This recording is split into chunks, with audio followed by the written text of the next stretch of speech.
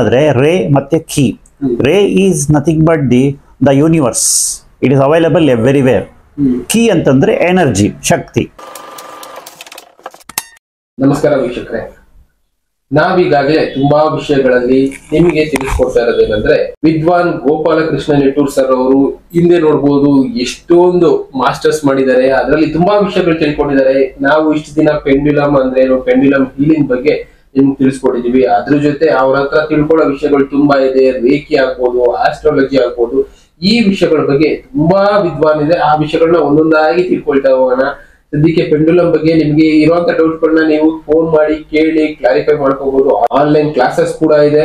ಅದ್ರ ಜೊತೆ ರೇಖಿ ಬಗ್ಗೆನೂ ಸ್ವಲ್ಪ ತಿಳ್ಕೊಳ್ತಾ ಹೋಗೋಣ. ರೇಖಿ ಅಂದ್ರೆ ಏನು, ಅದ್ರ ಹಿಸ್ಟ್ರಿ ಏನು, ಯಾವ ರೀತಿ ಅದನ್ನ ಬಳಸ್ಬೋದು, ಅದನ್ನ ಕಲಿಯೋದು ಹೇಗೆ ಅನ್ನೋ ವಿಷಯಗಳ ಬಗ್ಗೆ ನಾವು ಗೋಪಾಲಕೃಷ್ಣ ನಿಟ್ಟೂರ್ ಸರ್ ಅವರ ಹತ್ರ ತಿಳ್ಕೊಳ್ತಾ ಹೋಗೋಣ. ಸರ್ ನಮಸ್ಕಾರ. ಸರ್ ನಮಸ್ಕಾರ. ಸರ್ ಹೇಳಿ ಸರ್. ಈಗ ಆಲ್ರೆಡಿ ಪೆಂಡ್ಯುಲಮ್ ಬಗ್ಗೆ ತುಂಬಾ ವಿಷಯಗಳನ್ನ ವೀಕ್ಷಕರಿಗೆ ತಿಳಿಸ್ಕೊಟ್ಟಿದ್ದೀರಾ. ಪೆಂಡ್ಯುಲಮ್ ಅಂದ್ರೆ ಏನು, ಪೆಂಡ್ಯುಲಮ್ ಡೋಸಿಂಗ್, ಹೀಲಿಂಗ್, ಯಾವ ಪೆಂಡ್ಯುಲಮ್ ಯಾವ ರೀತಿ ಯೂಸಸ್ ಆಗುತ್ತೆ ಅನ್ನೋದನ್ನೆಲ್ಲ ಸ್ವಲ್ಪ ತಿಳಿಸ್ಕೊಟ್ಟಿದ್ದೀರಾ. ರೇಖಿ ಬಗ್ಗೆ ಏನು ಗೊತ್ತಿಲ್ಲ. ಈಗ ಎಷ್ಟೋ ಜನ ರೇಖಿ ಬಳಸ್ತಾ ಇದೀವಿ ಅಂತಾರೆ, ಗೊತ್ತಿಲ್ಲದೆ ಇರೋರು ತುಂಬಾ ಜನ ಇದ್ದಾರೆ.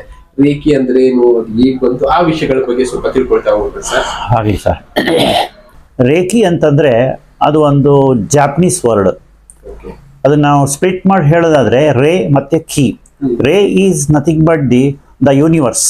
It is available everywhere. Key ಅಂತಂದ್ರೆ ಎನರ್ಜಿ, ಶಕ್ತಿ. ಅಂದ್ರೆ ಅದನ್ನ ನಾವು ಎರಡು ಸೇರಿಸಿ ಹೇಳಿದ್ರೆ ವಿಶ್ವ ಜೀವ ಶಕ್ತಿ ಅಂತ ಹೇಳ್ಬೋದು. The divine life force which is available everywhere in the universe. ಇಡೀ ವಿಶ್ವದಲ್ಲಿ ಹರಡಿರ್ತಕ್ಕಂಥ ಒಂದು ಚೈತನ್ಯ ಶಕ್ತಿ, ಜೀವಶಕ್ತಿ. ಅದನ್ನ ನಾವು ರೇಖಿ ಅಂತ ಹೇಳ್ತೀವಿ. ರೇಖಿ ಅನ್ನೋದು ಜಾಪನೀಸ್ ವರ್ಡ್.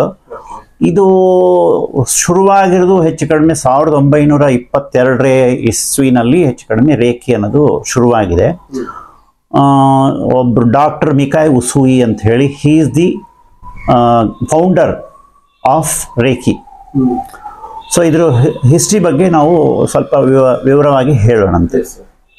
ರೇಖಿ ಹೇಗೆ ಜನರೇಟ್ ಬಂತು ಅಂತಂದ್ರೆ, ಇವರು ಡಾಕ್ಟರ್ ಮಿಕಾಯ್ ಉಸುಯಿ ಅನ್ನೋರು ಒಂದು ಜಪಾನ್ನಲ್ಲಿ ಒಂದು ಕಾಲೇಜಲ್ಲಿ, ಒಂದು ಇನ್ಸ್ಟಿಟ್ಯೂಷನಲ್ಲಿ ಪ್ರೊಫೆಸರ್ ಆಗಿದ್ದರು.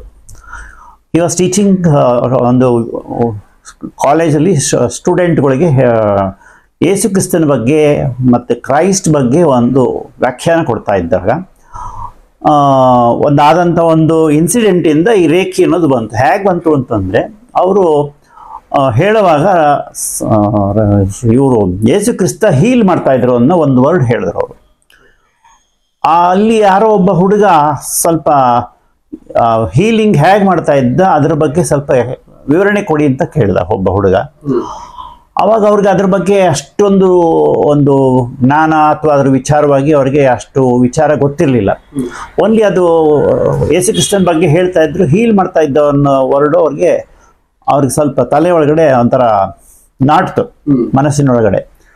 ಅವಾಗ ಅವರು ಅದ್ರ ಬಗ್ಗೆ ವಿಚಾರ ಗೊತ್ತಿಲ್ಲ ಅಂತ ಹೇಳಿದ್ಮೇಲೆ ಅವ್ರು ಏನು ಮಾಡಿದ್ರು, ಆಯ್ತಪ್ಪ ಅದ್ರ ವಿಚಾರವಾಗಿ ನಂಗೆ ಗೊತ್ತಿಲ್ಲ, ಅವ್ರು ಹೇಗೆ ಹೀಲ್ ಮಾಡ್ತಿದ್ರು ಅಂತ ಗೊತ್ತಿಲ್ಲ, ಹೀಲ್ ಮಾಡ್ತಿದ್ರು ಅಂತ ಮಾತ್ರ ಗೊತ್ತು, ಹೇಗೆ ಹೀಲ್ ಮಾಡ್ತಿದ್ರು ಅನ್ನೋದನ್ನ ನಾನು ತಿಳ್ಕೊಂಡು ಹೇಳ್ತೀನಿ ಅಂತ ಹೇಳಿ ಅವರು ಇದ್ದಂಥ ಕೆಲಸವನ್ನ ತಕ್ಷಣ ರಿಸೈನ್ ಮಾಡಿ, ಆ ರೇಖಿ ಬಗ್ಗೆ ಅಥವಾ ರೇಖಿ ಅಂತ ಇನ್ನೂ ಆ ವರ್ಡ್ ಇನ್ನೂ ಶುರುವಾಗಿರಲಿಲ್ಲ, ಆ ಹೀಲಿಂಗ್ ಮಾಡೋ ಅನ್ನೋದು ಹೇಗೆ ಮಾಡ್ತಿದ್ರು ಅನ್ನೋದನ್ನ ತಿಳ್ಕೊಳ್ಳೋಕ್ಕೆ ಅವರು ವಿಶ್ವಾದ್ಯಂತ ಪ್ರಯಾಣ ಮಾಡಿದ್ರು.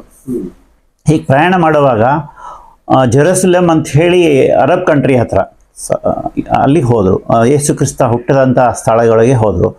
ಅಲ್ಲಿ ಎಲ್ಲ ರೀತಿಯೂ ಚೆಕ್ ಮಾಡಬೇಕು ಅಂತ ಹೇಳಿ ಅಲ್ಲಿ ಲ್ಯಾಂಗ್ವೇಜ್ ಕಲಿಯಕ್ಕೆ, ಅಲ್ಲಿ ಲ್ಯಾಂಗ್ವೇಜಲ್ಲಿ ಬೇರೆ ಲ್ಯಾಂಗ್ವೇಜ್ ಇತ್ತು, ಅದು ಅರೇಬಿಯನ್ ಲ್ಯಾಂಗ್ವೇಜು ಯಾವುದೋ ಒಂದು ಲ್ಯಾಂಗ್ವೇಜಲ್ಲಿ ಇತ್ತು. ಅವ್ರದ್ದು ಹಿಸ್ಟ್ರಿ ನೋಡಬೇಕು ಅಂತೇಳಿ ಅವ್ರಿಗೆ ಆ ಲ್ಯಾಂಗ್ವೇಜ್ ಕೂಡ ಬರ್ತಾ ಇರಲಿಲ್ಲ.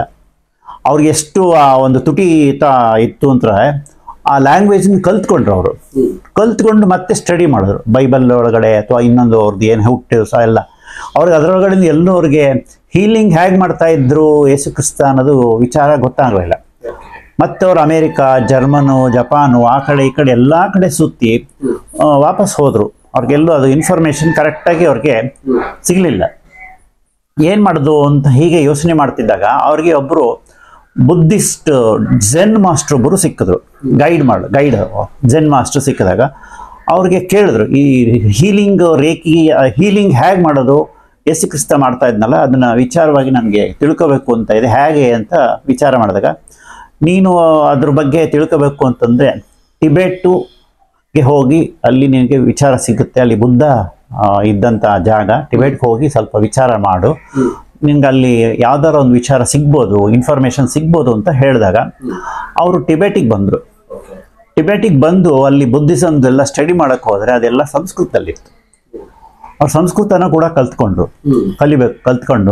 ಸಂಸ್ಕೃತನ ಸ್ಟಡಿ ಮಾಡಿ ಅದರೊಳಗಡೆ ಬುದ್ಧಿಸಮ್ನಲ್ಲಿ ಸ್ವಲ್ಪ ಹೇಗೆ ಹೀಲ್ ಮಾಡೋದಿತ್ತು ಅಂತ ತಿಳ್ಕೊಂಡಾಗ ಅವರಿಗೆ ಒಂದೇ ಒಂದು ಇನ್ಫಾರ್ಮೇಶನ್ ಸಿಕ್ತು. ಯಾವುದೇ ಒಂದು ವಿದ್ಯೆ ಕಲಿಬೇಕು ಅಂತಂದರೆ ಮೆಡಿಟೇಷನ್, ಧ್ಯಾನ ಮಾಡೋದ್ರಿಂದ ನಮಗೆ ಪರಿಪೂರ್ಣವಾದಂಥ ಒಂದು ಉತ್ತರ ಸಿಗುತ್ತೆ, ಫಲ ಸಿಗುತ್ತೆ ಅನ್ನೋ ಒಂದು ಉದ್ದೇಶದಿಂದ ಅವ್ರಿಗೆ ಅದೊಂದು ಇನ್ಫಾರ್ಮೇಶನ್ ಸಿಕ್ತು. ಸೊ ಅವರು ಅದನ್ನು ಸ್ಟಡಿ ಮಾಡಿಕೊಂಡು ವಾಪಸ್ಸು ಆ ಝೆನ್ ಮಾಸ್ಟರ್ ಹತ್ರ ಹೋದರು. ಝೆನ್ ಮಾಸ್ಟರ್ ಹತ್ರ ಹೋಗಿ ಅವ್ರಿಗೆ ಇದೆಲ್ಲ ವಿಚಾರ ಮಾಡಿ ಹೇಳಿದ್ರು, ಹೀಗೀಗಿದೆ ಅಲ್ಲಿ ಮೆಡಿಟೇಷನ್ ಮಾಡೋದ್ರಿಂದ ನಮಗೆ ಯಾವುದೇ ರೀತಿಯ ಜ್ಞಾನ ಇರ್ಬೋದು, ಶಕ್ತಿ ಇರ್ಬೋದು, ಏನೇ ಒಂದು ನಮ್ಮ ಉದ್ದೇಶ ಈಡೇರೋದಕ್ಕೆ ಧ್ಯಾನನೇ ಮುಖ್ಯವಾದ ಕಾರಣ ಅಂತ ಒಂದು ವಿಚಾರ ಸಿಗ್ತದೆ. ಸೊ ಇದು ಸಿಕ್ಕಿದ ಮೇಲೆ ಅವ್ರೇನು ಮಾಡಿದ್ರು, ಆ ಝೆನ್ ಮಾಸ್ಟರ್ ಇವ್ರಿಗೆ ಗೈಡೆನ್ಸ್ ಕೊಟ್ಟರು. ಆಯಿತು, ನೀನು ಒಂದು ಎಲ್ಲರೂ ಒಂದು ಜಾಗದಲ್ಲಿ ಹೋಗಿ ಏಕಾಂತವಾಗಿ ಕೂತ್ಕೊಂಡು ತಪಸ್ಸು ಧ್ಯಾನ ಮಾಡು, ನಿನಗೆ ಅದು ಪರಿಪೂರ್ಣವಾದಂಥ ಒಂದು ಎನ್ಲೈಟ್ಮೆಂಟ್ ಆಗತ್ತೆ ನಿನಗೆ ಅಂತ ಹೇಳಿ ಕಳಿಸ್ಕೊಡ್ತಾರೆ ಅವರು. ಅವರು ಹಾಗೆ ಮಾಡೋಕ್ಕೆ ಜಪಾನ್ನಲ್ಲಿ ಒಂದು ಬೆಟ್ಟ ಹತ್ರ ಹೋಗಿ, ಆ ಬೆಟ್ಟ ಹೆಸರು ಕರುಮಾ ಅಂತ ಹೇಳಿ, ಬೆಟ್ಟ ಮೌಂಟ್ ಕರುಮಾ ಅಂತ ಹೇಳಿ, ಅಲ್ಲಿಗೆ ಹೋಗಿ ಒಂದು ಗುಹೆ ಇರುತ್ತೆ ಅಲ್ಲಿ.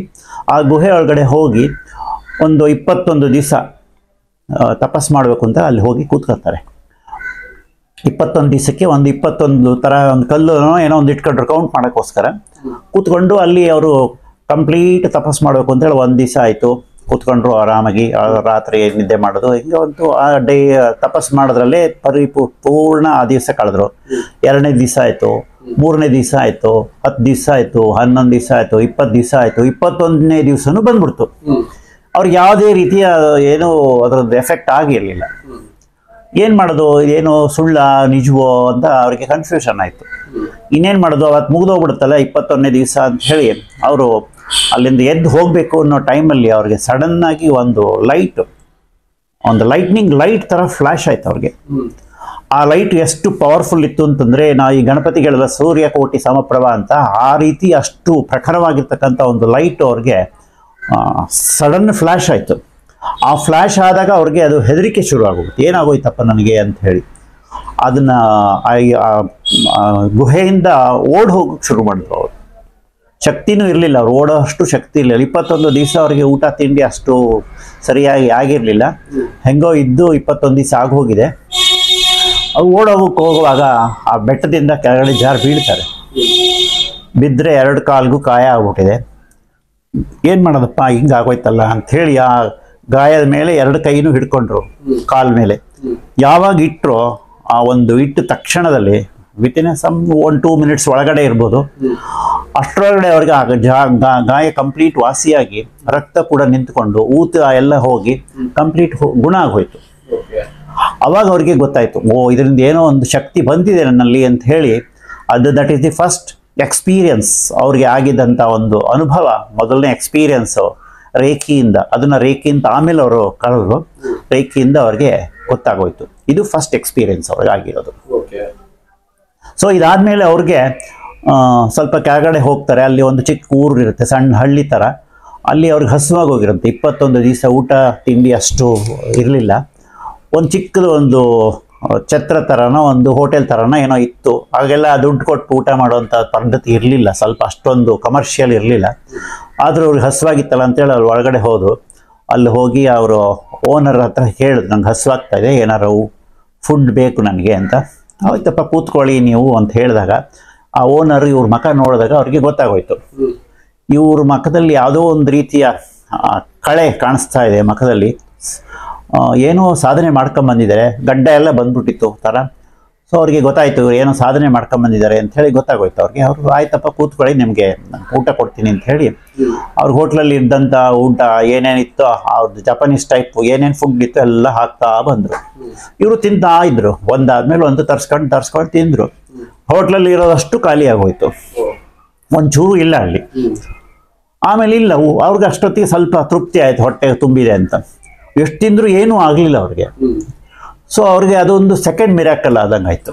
ಸೊ ಈ ರೇಖಿ ಮಾಡಿದ್ರಿಂದ, ಆ ರೇಖಿ ಅಂತ ಆಮೇಲೆ ಹೇಳ್ತಾರೆ ಅವರು, ಇದಕ್ಕೆ ಈ ಒಂದು ಶಕ್ತಿಯಿಂದ ನನ್ನಲ್ಲಿ ಏನೋ ಒಂದು ಪರಿವರ್ತನೆ ಆಗಿದೆ, ನನಗೆ ಶಕ್ತಿ ಬಂದಿದೆ, ಯಾವುದೋ ಒಂದು ಪರಮಾತ್ಮನ ಶಕ್ತಿ, ಅದನ್ನು ಡಿವೈನ್ ಎನರ್ಜಿ ಅಂತ ಹೇಳ್ಬೋದು, ಅದರಿಂದ ನನಗೆ ಶಕ್ತಿ ಬಂದಿದೆ ಅಂದ್ಕೊಂಡು ಅವ್ರಿಗೆ ಒಂದು ರೀತಿ ಸಂತೋಷ ಆಯಿತು.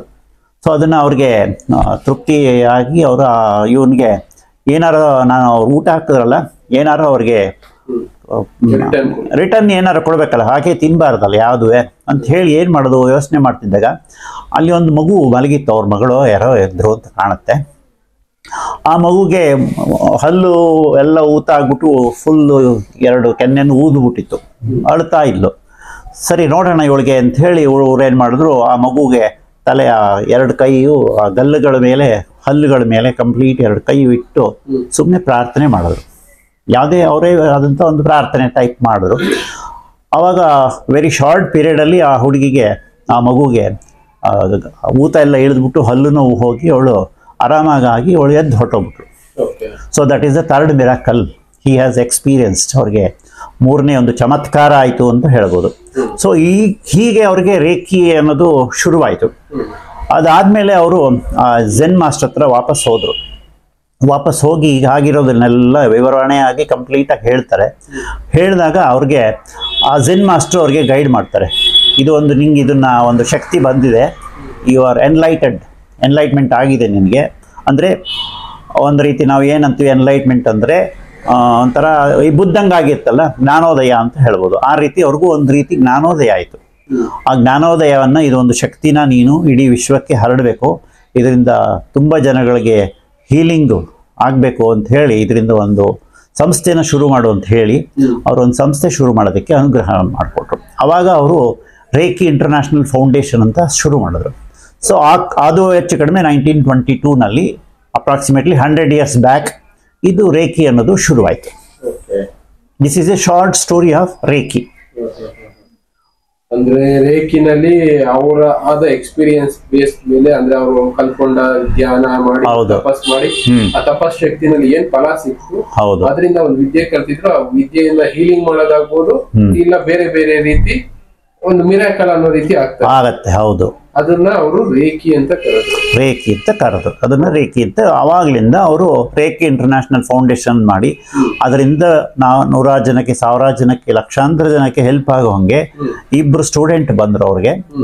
ಆ ಸ್ಟೂಡೆಂಟ್ ಮೂಲಕ ಈ ರೇಖಿ ಅನ್ನೋದು ಎಲ್ಲ ಕಡೆಗೂ ಇಡೀ ವಿಶ್ವಾದ್ಯಂತ ಹರಡಿತು. ಅವರ ಸ್ಟೂಡೆಂಟ್ ಮೂಲಕನೇ ನಾವು ರೇಖಿ ಮಾಸ್ಟರ್ ಇರ್ಬೋದು, ಗ್ರ್ಯಾಂಡ್ ಮಾಸ್ಟರ್ ಇರ್ಬೋದು, ಅವರ ಲೀನಿಯೇಜ್ ಅಂದರೆ ಗುರುಗಳ ಪರಂಪರೆ ಮೂಲಕ ಅದು ದೀಕ್ಷೆ ತಗೊಂಡ್ಮೇಲೆ ನಾವು ರೇಖಿ ಕಲಿಬೋದು. ನಾವು ಕಲ್ತಿದ್ದೀವಿ, ಹಾಗೆ ನಮ್ಮಿಂದ ಮುಂದೂ ಕಲಿಬೋದು, ಬೇರೆಯವರು ಕಲಿಬೋದು.